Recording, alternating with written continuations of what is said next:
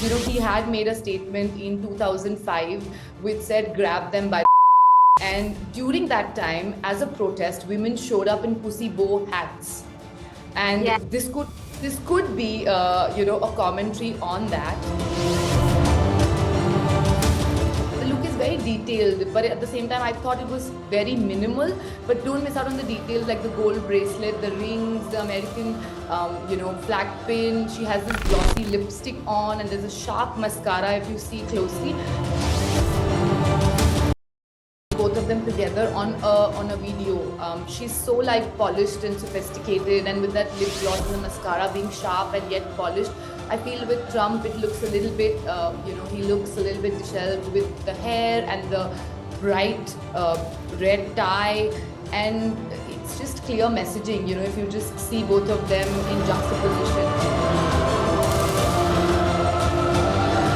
She nods so often. It subconsciously makes you agree with her point of view. Like if I'm constantly talking while nodding, in your mind you are in agreement already with what I'm about to say. So I thought that was a very clear tactic. But all of that aside, it's so minimal, you know that she means business.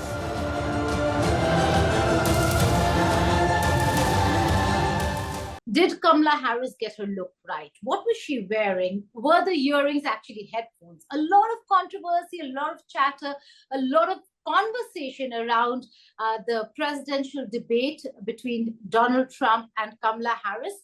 But what does this really mean? A lot of effort is put into how the candidate looks. So to talk about the look, the body language, I'm being joined by Sonal Ved, who is the group digital editor of Harper's Bazaar, India.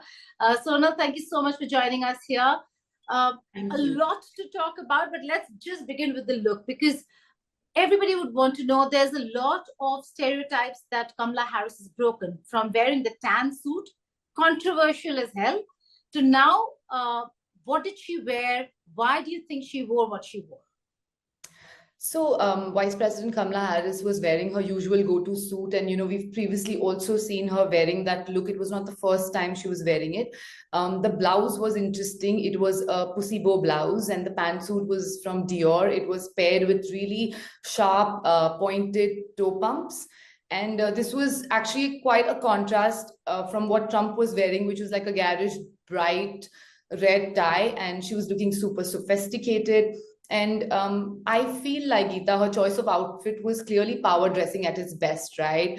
Whether the way it symbolized so much of energy, strength, there was a lot of assertiveness in the way her body language was. And I think this is what she was trying to make the audience feel, right? Like energy, strength, youth, perhaps in certain sense compared to Trump's age. That's what I felt about the whole look. So what's the power play here? Let me kind of tell you what it meant for me when I look at her.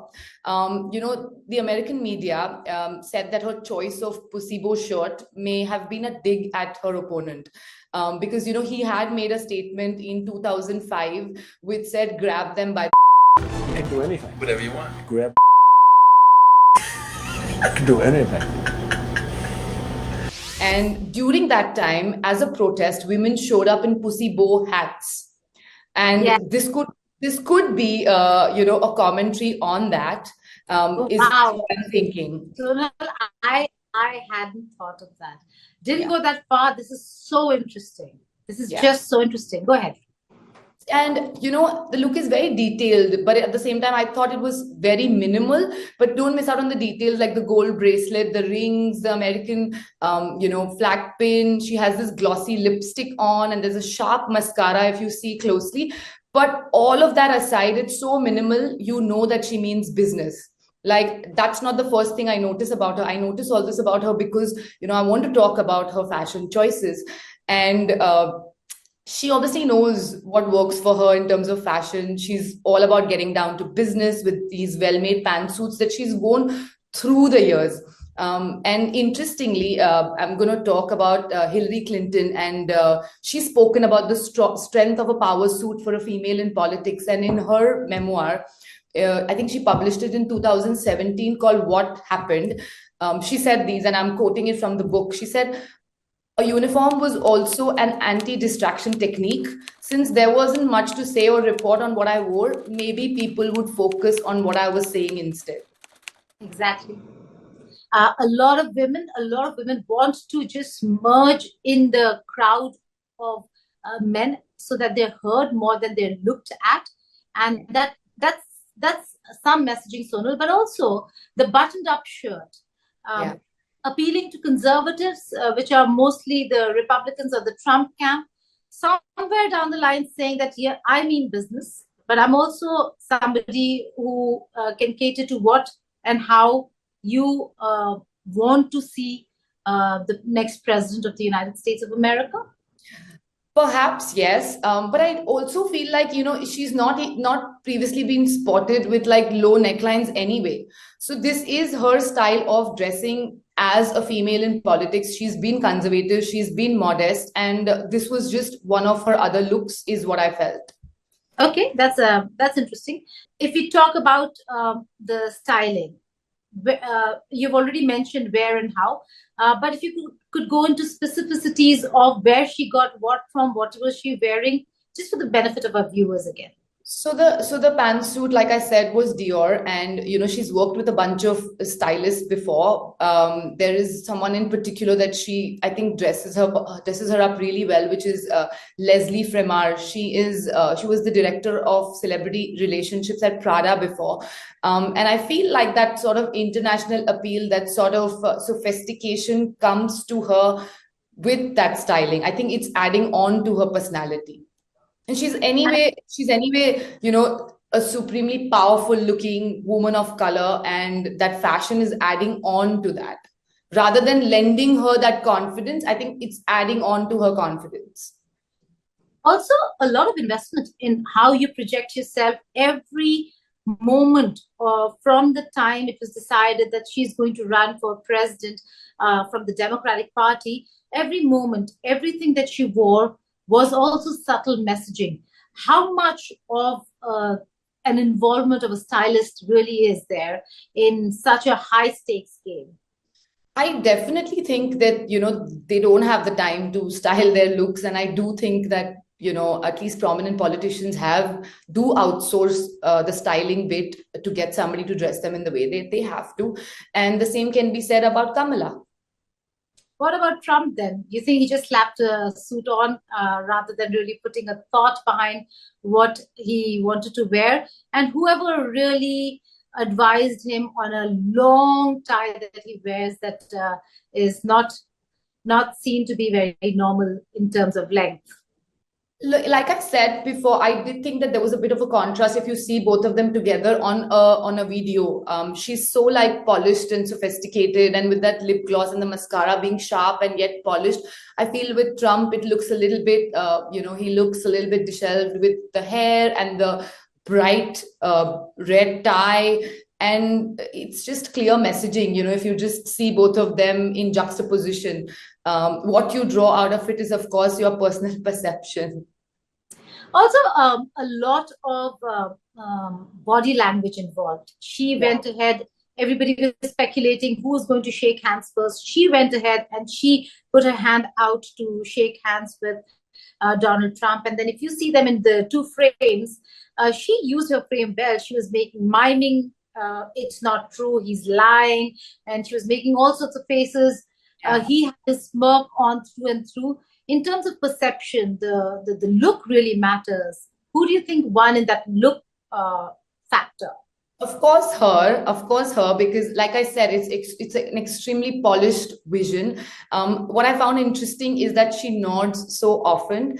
It subconsciously makes you agree with her point of view. Like if I'm constantly talking while nodding, in your mind, you are in agreement already with what I'm about to say. So I thought that was a very clear tactic. And, especially when she's saying something like how Goldman Sachs said that Donald Trump's plans would make the economy worse and mine would strengthen it. it. If you see that part of the clip, you'll see how she's constantly nodding while saying that. That was just one bit. There are many instances throughout, that debate. And the eye rolls, like how do we miss the eye rolls, when Trump makes some remarks and there's this eye roll, which I think is a very Indian thing. I feel like Indian faces have their subtitles on at every point. Just by the way we express ourselves, we're very expressive. So I do think that that's the Indianness coming with all the eye rolls and the expressions and the hand movements and stuff like that. That's a good one, because I was watching a video on body languages and an analysis of her body language. And she does use her hand a lot to gesture while talking. And that also is being assertive, trying to say what you really mean. And we see that more in this part of the world than there. So yes, facial expressions, hand gestures, all that included. But fashion and politics in itself is quite intertwined, especially when it comes to American politics. We've seen people in high-stakes jobs take their look very, very seriously. How do you look at this entire political campaign, the US elections, as also we have seen in the past? You've mentioned Hillary Clinton, but even the first ladies in the United States of America have been a real talking point when it comes to how did she come, what was she wearing. Michelle Obama, for instance, was the talk of the town, every time they'd go out. So how do you see this whole importance that is attached to fashion in politics? So I have a lot to say here. Being a fashion magazine's editor, I do have that gaze on people, whether they are politicians or whether they are actors or whether they are cricketers. I do have that lens. And I think fashion and politics particularly have always been intertwined, primarily because clothing choices will always serve as a powerful tool for politicians to project their authority, communicate what values they stand for, and then thereby shape the public image that they are creating by the clothes that they are wearing. I will go as far as Mahatma Gandhi, and his choice of wearing khadi and how that rejected British colonial power. And like you said, Michelle Obama, there was a time I think she wore a sleeveless dress, which was challenging the norms for First Lady attire. And that sparked a lot of media discussion. So, Michelle Obama, Kamala Harris, both also women of color, they've been championing minority communities through, the choices of clothes that they have. The brands that they opt for are, practice diversity, inclusion, and things like that. So I'll give you an example of what Kamala recently wore. It was a camel-colored coat, which was by a Haitian American designer, Kirby Jean Raymond. And that brand is known for challenging social narratives. Their designs often address social issues, including race, identity, injustice, and also talk about women empowerment. So I thought just these small choices of what they show up and wear and what the brand then later talks about behind the scenes is such an important tool to communicate what you stand for. And I think Kamala Harris does it very intelligently. Before I let you go, there are two more important aspects we want to discuss. Do you see the same kind of importance that politicians attach to fashion, to look in that part of the world, as opposed to what happens in India? Do you see the same kind of importance in South Asia, particularly India, amongst politicians? So our politicians particularly haven't been fashion figures as such, if you notice. But, Indira Gandhi was spoken about for her saris. Oh, yes. Draupadi Murmu is spoken about for her handloom saris, especially the ones that she wore, which were made by the tribal community of Santhal.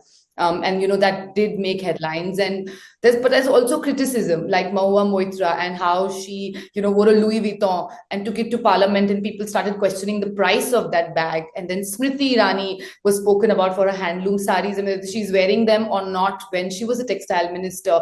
Then Kangana Ranaut is right now being spoken about for this particular Indian homegrown brand Pero that she has been wearing so beautifully. So it's not really a far off conversation. I do feel like the worlds keep colliding, and features reporters are often talking about what brand they are wearing or what they are trying to say and all of that. And women especially are spoken about and their fashion choices.